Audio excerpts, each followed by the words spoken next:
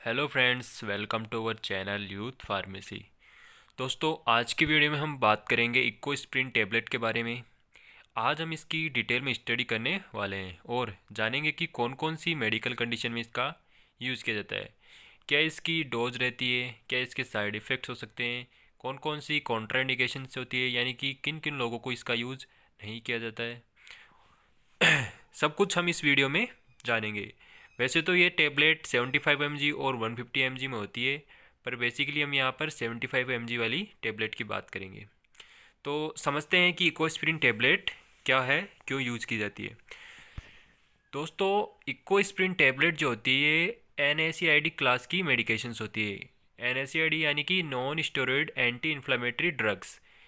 ये ड्रग्स क्या होती है कि इनका यूज़ दर्द और सूजन यानी कि पेन और इन्फ्लेमेशन को कम करने के लिए इनका यूज़ किया जाता है। सो इनको अपन कॉक्स इनहिबिटर बोलते हैं। कॉक्स का फुल फॉर्म होता है साइक्लोऑक्सीजनेस इनहिबिटर। अब ये एज एक तरह का एंजाइम होता है, कॉक्स एंजाइम। इस एंजाइम का काम होता है दर्द और सूजन को प्रोड्यूस करना। तो NSAID ड्रग्स यानी कोस्प्रिन टेबलेट इस एंजाइम को इनहिबिट करती है, इसका सिक्रेशन रोकती है, जिसके कारण पेन और इन्फ्लेमेशन से रिलीफ मिलता है।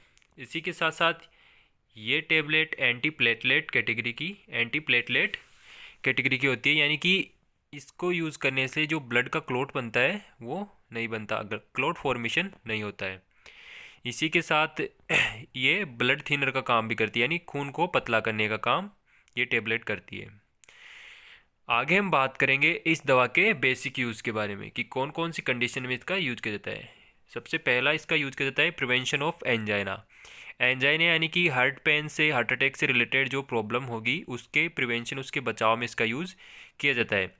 यानी कि हार्ट रिलेटेड जो भी प्रॉब्लम्स होती है, जैसे चेस्ट पेन हो गया, एटेक्स्टर, जो भी प्रॉब्लम होगी उसके अंदर इस दवा का यूज़ किया जाता है। इसी के अलावा प्रिवेंशन ऑफ हार्ट अटैक, यानी हार्ट अटैक से बचाने के लिए भी इस टेबलेट को दिया जाता है। नेक्स्ट है प्रिवेंशन ऑफ स्ट्रोक, यानी कि स्ट्रोक आने से जो नस जो अपनी नसें जो ब्लॉक हो जाती है, इस कारण स्ट्रोक आता है, उससे प्रिवेंशन में भी इसका यूज़ किया जाता है। नेक्स्ट है use as a blood thinner, यानी खून को पतला करने के लिए भी इसका यूज़ किया जाता है। तो इकोस्प्रिन टेबलेट के ये कुछ बेसिक यूज़ हमने जाने।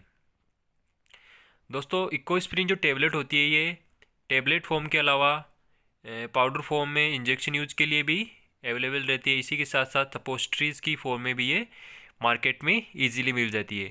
तो इसका यूज़ ओरल, रेक्टम और IV IM तीनों तरह से इसका यूज़ किया जाता है, पर बेसिकली यहाँ पर हम इकोस्प्रिन टेबलेट के बारे में ही बात कर रहे हैं।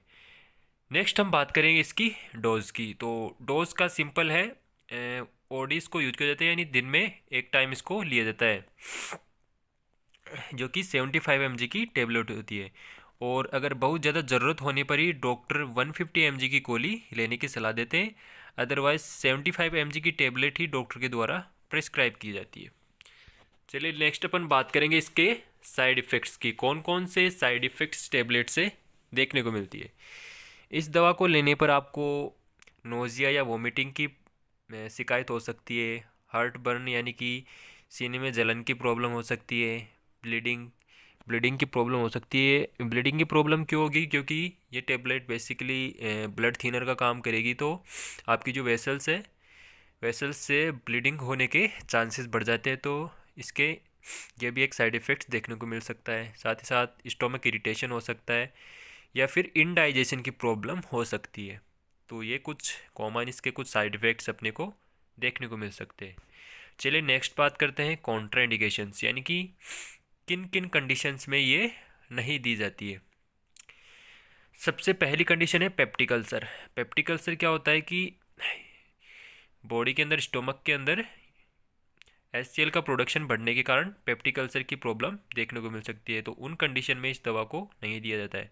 ब्लीडिंग डिसऑर्डर, यानी कि अगर ब्लीडिंग की किसी को प्रॉब्लम है, यानी कि ओल्ड एज की वजह से अगर किसी को वेसल से ब्लीडिंग हो रही है, तो उस कंडीशन में इसको नहीं दिया जाता है। और 12 साल से कम उम्र के बच्चों में भी इसको नहीं दिया जाता। अगर किसी को लीवर से रिलेटेड प्रॉब्लम है, लीवर डिजीज़ है, तो उस कंडीशन में भी इस टेबलेट को नहीं दे सकते। साथ ही साथ प्रेगनेंसी में भी नहीं दिया जाता। बेसिकली प्रेगनेंसी में कई बार ये टेबलेट यूज़ की जाती है, जैसे कि गर्भ को बचाना हो तो गायनोकोलॉजिस्ट के द्वारा ये टेबलेट करने की सलाह दी जाती है। इसी के साथ अगर किसी को चिकन पॉक्स हुआ है तो उस कंडीशन में भी इस टेबलेट को नहीं दिया जाता है। तो ये थी दोस्तों इकोस्प्रिन टेबलेट से रिलेटेड सभी डिटेल्स जिनके बारे में हमने जाना। तो कैसा लगा आपको वीडियो? आई होप वीडियो आपको अच्छा लगा होगा।